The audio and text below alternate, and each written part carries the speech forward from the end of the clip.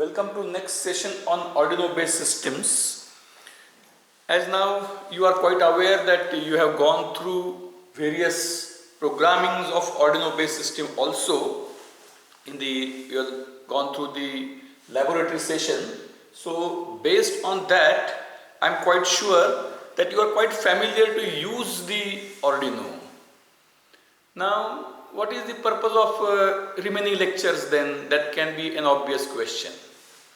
But to be very clear now in our objective, nowadays you might be aware that the new education policy is being enrolled, coding is being started from standard 6th, and even without that today, Arduino based programming can be a subject. Arduino based programming is a subject at junior college level or even at high school level, maybe as a hobby or as a some kind of general interest subject. So using Arduino is not at all something which is great for engineering college students, and especially for this group, which is first year group of electronics, computer and IT students. Mere use of Arduino is what we can say very primitive skill. Today even primary school, not primary school, even non-school going kids also can use Android phone. Does that mean that Android system ceases to be a subject at higher levels? No. So the point which I wanted to stress and which we will focus in remaining lectures is that you must know how Arduino works. You must know how Arduino works, how the entire system works. We had discussed various concepts of microprocessor based systems. We have discussed various concepts of microprocessor based systems. So I no doubt in first few lectures, in order to make the things familiar for practical and even the contents which are covered by Madam for explaining practicals, few things might have been covered. Therefore, few things may repeat, and this is obvious because the theory content of the course begins with first few modules which are fundamentals of digital and op-amp, and that is not there in practical. So for practical we have to go with Arduino. So some kind of initial introduction to understand practicals is needed, so that is covered. So some repetition may be there, but I hope that when the entire subject is covered as a whole, you would be getting a fair amount of the overall idea of the objectives behind the course.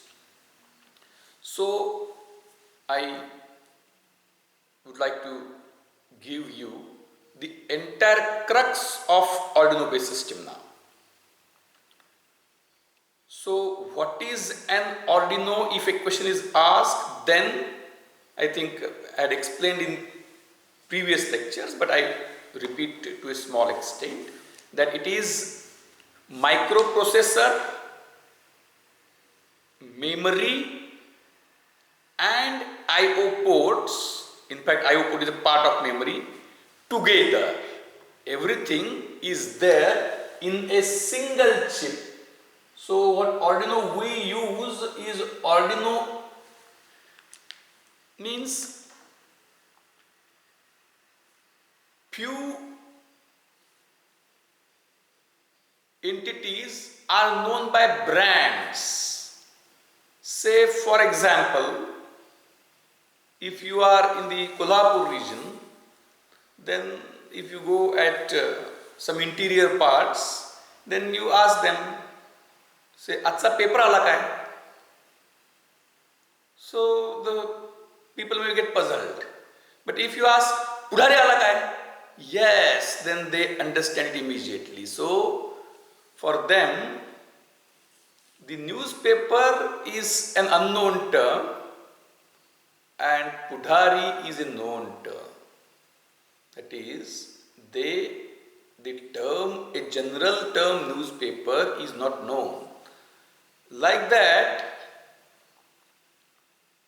few decades back, maybe in 80s, people used to discuss, do you know 8085? So 8085 is nothing but a microprocessor. Then that means that time what I wanted to convey is that time microprocessors were known because not many brands were available. As not many brands were available, microprocessor means 8085. But now with very rapid advancements in VLSI technology, very large scale integration and manufacturing as well, anybody can prepare a microprocessor, anybody can prepare an Arduino. After this exam is over, before coming to next year, few of interested students of you can design their own Arduino chip. So for our practical, we have considered Arduino Uno is a typical chip which is available, which we use. So in general, an Arduino chip consists of what? So Arduino chip consists of the user interface. Arduino chip consists of user interface. What is user interface? The main application of Arduino is in automation. Something which required human being to operate is now to be operated automatically by that chip. Therefore, all those actions which are required to be performed by human are to be performed by the chip. So what actions? So sensing the input and controlling the output. I am very precisely defining what is an Arduino. Sensing an input and activating an output. Therefore, Arduino has got I/O pins, output pins and input pins. Now there is some syntax which you must have been familiar in the sessions which covered the practicals. You can define a pin as input pin or you can define a pin as output pin. You can define a pin as input pin or you can define a pin as output pin. So these are I/O pins. It is called a general purpose I/O pins. GPIO is a term. GPIO. These are digital input and output pins.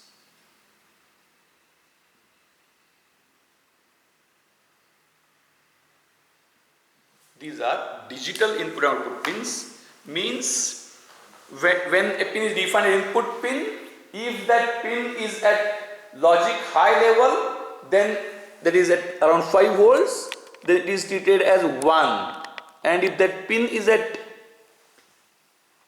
low voltage, it is treated as logic low, or 0 volts, it is treated as logic low.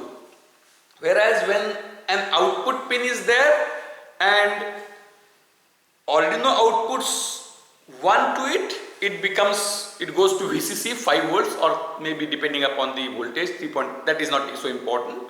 And when Arduino outputs write 0 into it, it becomes 0 volts, so that with the help of a relay the output can be controlled. These are general purpose I/O pins. Then there is one more feature of Arduino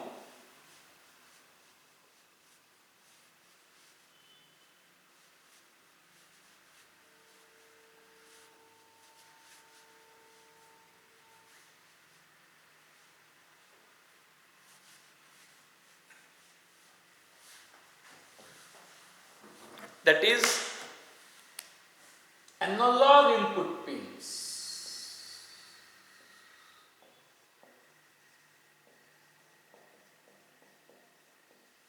That is analog input pins. Why analog input pins are required? Analog input pins are required because we find that many things, say temperature, etc., many things, say temperature, etc., are controlled by, are continuous phenomenon. These are continuous phenomenon. So these being continuous phenomenon, these needed to be reported. These needed to be reported. So when these are needed to be reported, there must be an analog to digital converter inside Arduino, and automatically the continuous voltage between 0 to 5 volts is converted into a suitable digital number. Continuous input voltage is converted into a suitable digital number, that is analog to digital converter, and available for Arduino for use in its algorithm for some purpose. So these are analog input pins. One, digital input pins. Second, digital output pins. Third, analog input pins. And there is fourth, called as, you might not have heard of it, if analog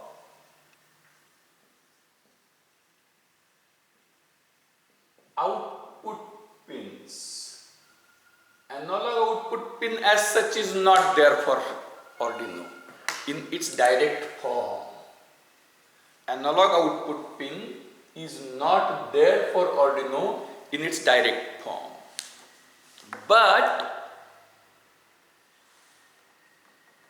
the effect of analog output is achieved, I think that experiment you might have already done, achieved by some kind of averaging technique over a span of time, is pulse width modulated output, is pulse width modulated output.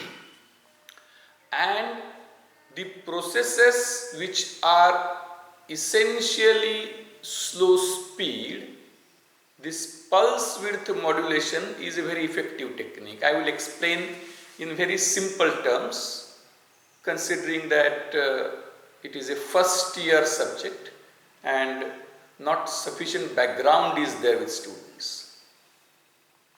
Suppose if I want that on a scale of 100, I want something to be of level 11.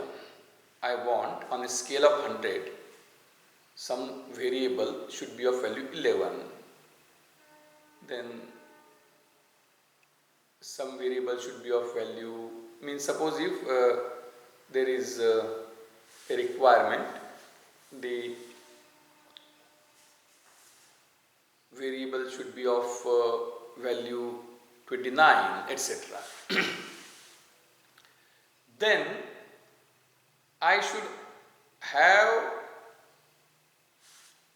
a facility, an electric pin, a output pin, if maximum voltage is 5 volts, and I want that it should be 2 volts, then that should become 2 volts.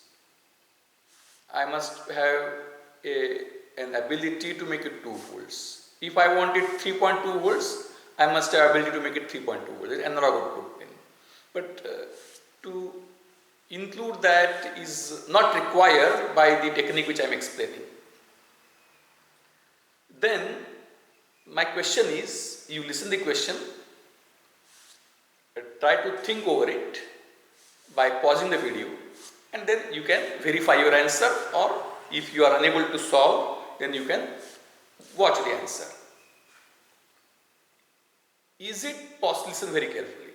I want an output pin should maintain 2 volts, or I want an output pin should means I should be able to keep the output constant at any voltage level which I specify from 0 to 5 volts, 2 volts, somebody may say 3.9, somebody may say 2.3, any voltage which is specified between 0 to 5 volts, I must be able to maintain that level. Then it is not possible. I have an output pin which can remain either at 0 volt or at 5 volts. I have an output pin which remains either at 0, which can remain either at 0 volts or at 5 volts. That is what I have. And what I want the output pin should be at any voltage level which I specify between 0 to 5, 2, 3.1, 4.7, 0.5, 1.8, anything. So that's what I want. What I have is very limited, what I want is very wide. So when what I have is very limited and what I want is very wide, there is a very major scope for design. So my question is, by having a system, by having an output pin which can remain either at 0 volt or at 5 volt, how you will be able to achieve, the effect of any voltage between 0 to 5. मराठीत प्रश्न सांगतो. Output pin अशी आहे की ती 0 वोल्टला किंवा 5 वोल्टला असू शकते. अशी पिन वापरून तुम्हाला पाहिजे काय? तुम्हाला 0 ते 5 वोल्ट अशा कुठल्याही व्होल्टेज तिनं दिलं पाहिजे असा इफेक्ट तयार करायचा आहे. हाऊ that can be done? So that is done by simple averaging technique. That is done by simple averaging technique. So if we consider, just listen very carefully, the time exactly can be decided depending upon the application. Suppose that I go for a 1 second cycle. 1 second corresponds to how many milliseconds? 1 second corresponds to 1000 milliseconds. 1 second corresponds to 1000 milliseconds.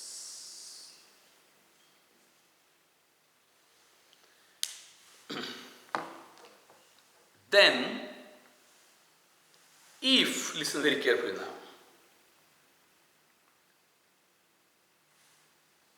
if I want a pin to remain at 2 volts, listen very carefully, I am trying my level best to simplify it in the most convenient terminology. I am trying to simplify it in most convenient terminology. If I want a pin to deliver 2 volts, whereas I have a pin which can deliver either 5 volts or 0 volts, then if I operate in such a manner that I have a cycle of 1 second, I have a cycle of 1 second.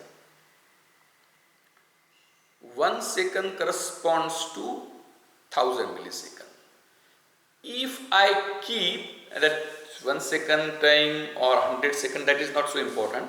Just I will explain it in a simple manner. If I keep the pin at logic 1, that is 5 volts for 40% of time and 0 volts for 60% of time, on an average, what is the output? Output is 40% of 5 volts, that is 2 volts. Are you getting me? If I want 2 volts, and in fact now,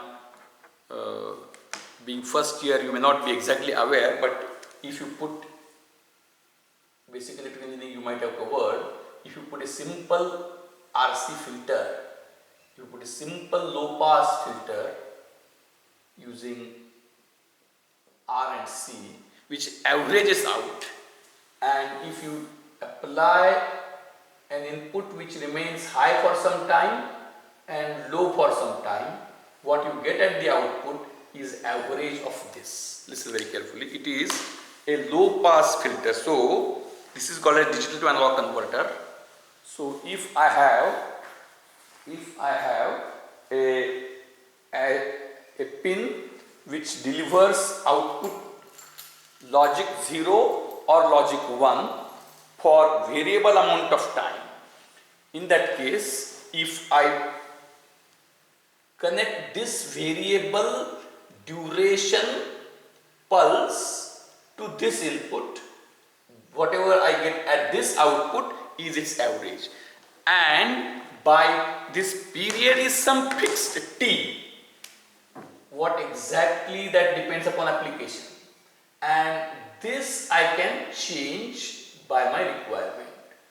So this is the pulse and this is width of the pulse. So it is called as pulse width modulation technique. By pulse width modulation technique, I can output on a pin a repeating pulse which is 1 for given amount of time and 0 for remaining amount of time of a cycle. So, and that percentage can be changed by programming Arduino. So there are few general purpose IO pins. There are few general purpose IO pins of Arduino.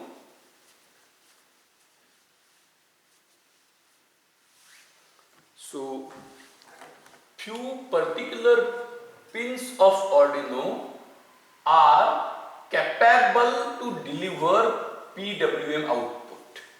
Then you will ask me why I need a separate PWM output.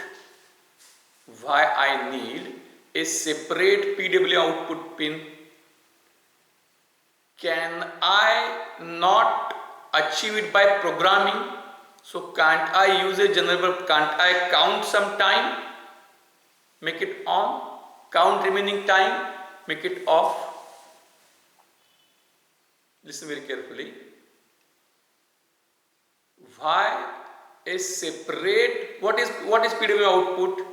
PWM output pin is a special purpose output pin which remains high for a fixed percentage amount of time of a cycle and remains low for remaining amount of time. These are special purpose PWM pins. Then you will ask me a question, why you need a special purpose PWM pin? Can't I use the general purpose output pin to generate PWM waveform? Yes, you can do that. I will give an example. Now you have got a washing machine. Now there is a fully automatic washing machine. There is semi-automatic washing machine. Prior to that, very prior, maybe more than 50 years back, when the concept of washing machine was developed, that time the only feature provided was a drum which will oscillate the water and clothings so that your efforts are reduced. But the time for which it is to be done was not provided. So that time what you are supposed to do, even though that washing machine is operating, you remain busy in counting that. Similarly, if a separate PWM pin is not provided, then the program of the Arduino, that is CPU of Arduino, will remain busy. I can count time by knowing the number of cycles for an instruction. I can have some looping. I can count time. Means just like why you need a clock ultimately, then an alarm clock. Don't you have a body clock? Listen very carefully. I am explaining you all things by taking the examples which are everyday examples so that the idea is clear. Don't I have a body clock? I can count my pulse. You know the pulse rate. I can count my pulse rate, and based on my pulse rate I can count everything. But what you are required to do then? You can't do any other work than counting the pulse rate. Therefore, counting of time can be done by you, but counting of time is so crucial process and is all time process. That is again very important. Counting of time is an all time process. So if you decide that you will count the time, then you can't do anything else. Similarly, Arduino CPU, if decides to count the time and activate PWM output, then any other program can't be appropriately executed by Arduino. Therefore, for a PWM output pin, there is a separate counter which automatically works on its own, and Arduino has to just set a count in that. So just I set, when I have alarm clock or when I have fully automatic washing machine, what is my role? My role is to set the time. Counting the time multiple times is not my botheration. So once I set it, I remain free for my own task. Same is the concept of PWM output in an Arduino. So when something is written in that PWM, output pin, that a count is written in percentage terms. So automatically the output pin remains high for that much amount of time, becomes low and remains low for remaining amount of time. That is PWM output pin. So that way Arduino programming. Now again, that all the instructions of any Arduino chip are in machine language. All the instructions of any Arduino chip are in machine language. That program of Arduino which resides in actual memory is in machine language, ones and zeros, binary. There is no need, rather there is a need for application developers, but for a common man, even for an engineering student, the days maybe 50 years back when microprocessor programming was just beginning, that time ability to program 8085 using assembly language, it is mnemonic and its opcode, was considered to be a very, what we can say, rare or very important skill set to know the assembly language and machine code. But now, as the things have generalized to a large extent, if we decide to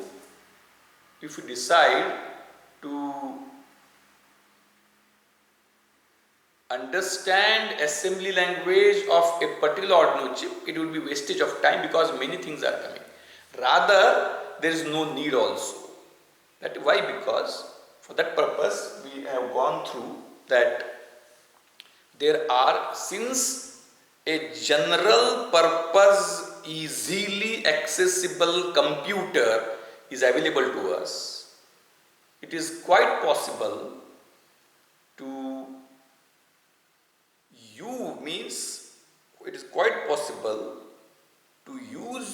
program Arduino without knowing its assembly or machine language by using an integrated development environment. By using an integrated development environment, so you connect the Arduino board, to a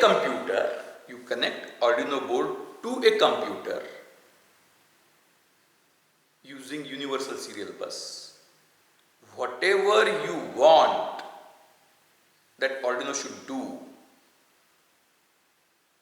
Arduino will do something which is there in the program memory of Arduino board. Remember very carefully, Arduino will do something which is there in program memory of the Arduino board. Arduino is interfaced with the computer using universal serial bus.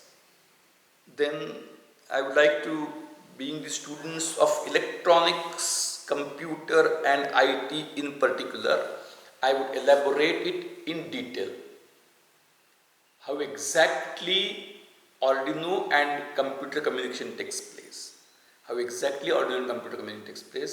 Even though this may be somewhat advanced and may not be exactly there in the part of syllabus, but for being students of electronics, computer and IT, I think that this is must for you. As I had already stated that now the contents of the subject which are in the syllabus are available abundantly on global medium of internet.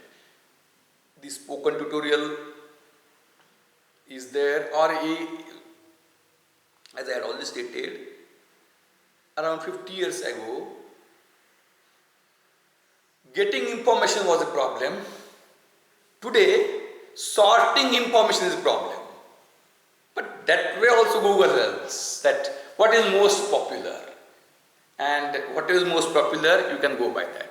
So the point which I wanted to stress here is that syllabus as such, most of the things are covered in practical introductions.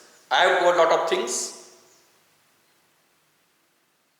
So what is actually remaining is the filling up of the gaps. What is remaining is, what is the role of a actual classroom teacher, for it, even though it is not actual, it is virtual. The role of actual classroom teacher for a engineering class now is to know what is available outside. Listen very carefully, I am pointing the crux. Role of a classroom teacher of an engineering college now is to find out what is publicly available outside in free domain, which students can very easily go through. There is no point in repeating that. And to find out what is the exact gap in understanding after going through that public literature, and to identify what is the exact gap and to fill it up appropriately.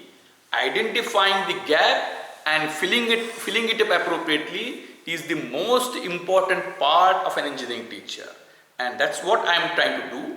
And we can take a break of 2 minutes. This lecture gets over. Immediately you will play the next lecture, and next lecture I will exactly address the things which I just communicated. Thank you.